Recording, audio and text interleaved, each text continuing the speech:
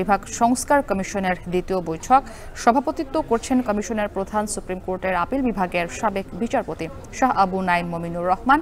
এ বিষয়ে আরো জানাতে সেখান থেকে আমাদের সঙ্গে সরাসরি যুক্ত হয়েছেন জাহিদ হাসান। জাহিদ, জানাবেন যে বৈঠকে কি কি বিষয় নিয়ে আলোচনা হয়েছে? ৩রা অক্টোবর এই বিচার বিভাগ সংস্কারের জন্য যে কমিটি গঠন করা হয়েছে অন্তর্বর্তী সরকারের নেতৃত্বে এবং নির্দেশনায়, সেই কমিটির দ্বিতীয় বৈঠক চলছে রাজধানীর বিচার প্রশাসন প্রশিক্ষণ ইনস্টিটিউট, যেটি জাতি সংক্ষিপ্ত নাম, সেখানে। এবং সকাল 11টার দিকে এই বৈঠক শুরু হয়।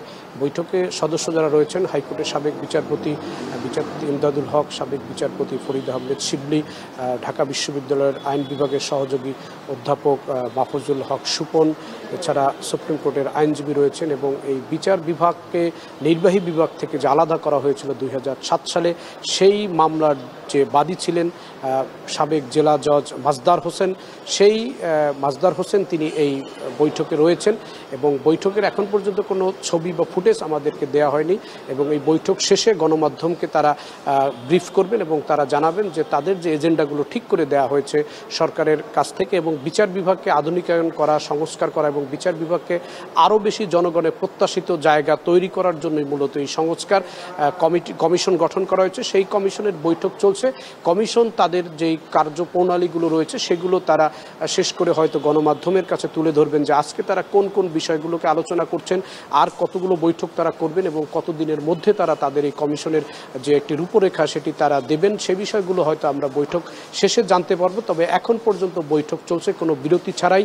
সকাল 11টার দিকে যে বৈঠক শুরু হয় সেই বৈঠক চলছে। আমরা অপেক্ষা করছি, এই ভবনের একটি কক্ষে বৈঠক চলছে এবং বৈঠক শেষ করে আমরা তাদের যারা রয়েছেন এই কমিশনের সদস্য তাদের সঙ্গে কথা বলবো। তারা জানাবেন যে তাদের কোন কোন বিষয়গুলো তারা আলাপ করেছেন।